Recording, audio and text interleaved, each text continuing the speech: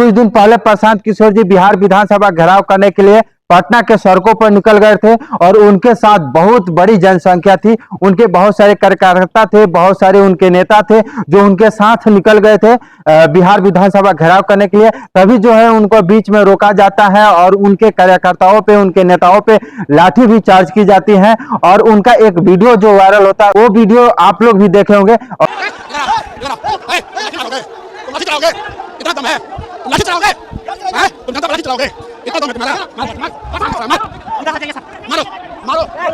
बिहार विधानसभा घेराव करने क्यों निकले थे आप लोग जानते ही होंगे। जो उनका 3 मांग था, पहला मांग था कि 94 लाख गरीब परिवारों को नीतीश कुमार जी के द्वारा ये कहा गया था कि 2-2 लाख रुपया सहायता दिया जाएगा, जो अभी तक नहीं दिया गया, इसका मांग था। दूसरा मांग ये था कि अति पिछड़ा वर्ग के जो लोग हैं और उन लोगों को जो है 3-3 डेसिमल जमीन रहने के लिए, बसने के लिए, घर बनाने के लिए सरकार के द्वारा कहा गया था कि उन लोगों को दिया जाएगा, और ये भी नहीं दिया गया, इसका भी मांग था। और तीसरा उनका मांग था भूमि सर्वे में दाखिल खारिज, बंसवाली में लूट खसोट कब रुकेगी। मगर ये तीनों मांग जो था जनता का मांग था और इस जनता के मुद्दा को लेकर जब पटना के सड़कों पे प्रशांत किशोर जी निकले थे तो उनको बीच में रोका गया और रोकने के साथ में उनके कार्यकर्ताओं पे लाठी भी चलाई गई। एक दो कार्यकर्ता जो थे उनके सर भी फूटा, कुछ लोग बेहोश भी हुए थे और उतनी कड़ी धूप में सड़कों पे चलना ये आम बात नहीं है। मगर प्रशांत किशोर जी जनता के मुद्दा को लेकर सड़कों पे निकले और लाठी भी उनके कार्यकर्ता खाए, उसको सहे।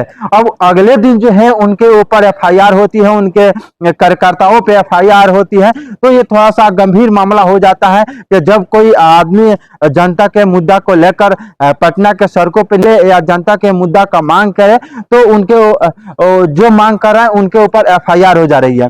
तो इसी पर जो है प्रशांत किशोर जी एक जनसभा किए और उसके बाद जब पत्रकारों से मुलाकात किए और बातचीत कर रहे थे, उसी दौरान उनसे कोई पत्रकार पूछ दिए कि आपके ऊपर जो है एफआईआर हुई है और आपके कार्यकर्ताओं के भी ऊपर एफआईआर हुई है। तो उनका जवाब था कि यदि जनता के आवाज उठाना, जनता के मुद्दों के आवाज रखना, सरकार से पूछना, अगर इस पर जो है एफआईआर होती है तो 1 के बदले 10 हो, कोई चिंता की बात नहीं है। और वही विधानसभा में मारपीट, हाथापाई पर तंज कसा। उन्होंने कहा कि यदि आप लोग गुंडा, बदमाश, शराब, बालू माफियाओं को यदि जिताकर सदन में भेजेंगे तो इसके अलावा दूसरा कुछ नहीं देखने को मिलेगा। यदि आप सच्चे और अच्छे नेता को चुनकर भेजेंगे तब तो जाकर जनता की बात होगी, जनता के मुद्दों की बात होगी, जनता के सवालों पे बातचीत होगी। मगर इस तरह से गुंडा बदमाश को यदि भेजेंगे तो ये चिंता की बात है। बिहार में 94 लाख गरीब परिवारों के साथ धोखा हुआ है। नीतीश कुमार ने तेजस्वी यादव के साथ जब सरकार थी तो अपने विधानसभा में खड़ा होकर कहा है कि 94 लाख गरीब परिवारों को बिहार में जातीय जनगणना के बाद उन्होंने घोषणा की थी नवंबर 2022 में कि हम लोग हर परिवार को 2 लाख रुपए देंगे। आज तक किसी भी परिवार को 1 रुपया नहीं मिला। 20 वर्ष से कह रहे हैं कि दलित अति पिछड़ा समाज को 3 डिसमिल जमीन घर बनाने के लिए दिया जाएगा। आज तक सिर्फ 1.25 लाख दलित परिवारों को ही जमीन मिला है। तो इसलिए अगर, और ये जो जमीन के दाखिल खारिज के नाम पर लूट मचा हुआ है, भ्रष्टाचार है, इसके विरोध में हम लोग सरकार से आवाज उठाने गए थे। वहाँ पर एफआईआर हुआ है, उसकी कोई चिंता नहीं है। अगर यहाँ गरीब लोगों की आवाज उठाने के लिए एफआईआर होना है तो 1 के बजाय 10 एफआईआर हो जाए, कोई चिंता की बात नहीं है।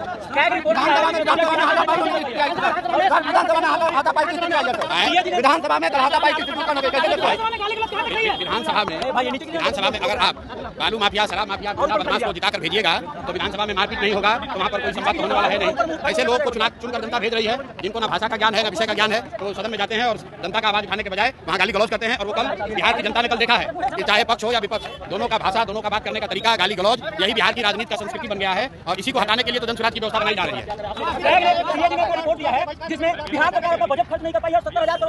देखिए, ऐसा है कि बिहार सरकार हर साल 40 से 50 हजार करोड़ रुपया सरेंडर करती है, खर्च नहीं करती है। एक और गरीबी से लोग तबाह है, एक और लोगों को रोजी रोजगार नहीं मिल रहा है, सरकार कहती है हमारे पास पैसा नहीं है, और दूसरी ओर 50 हजार, 40 हजार, 60 हजार करोड़ रुपया ये सरेंडर कर रहे हैं। तो ये दिखाता है कि सरकार की कितनी बड़ी नाकामी है। और जो कैग का रिपोर्ट आया है उसको मैंने अभी पढ़ा नहीं है, पढ़ने के बाद ही उस पर कोई टीका टिप्पणी करूंगा।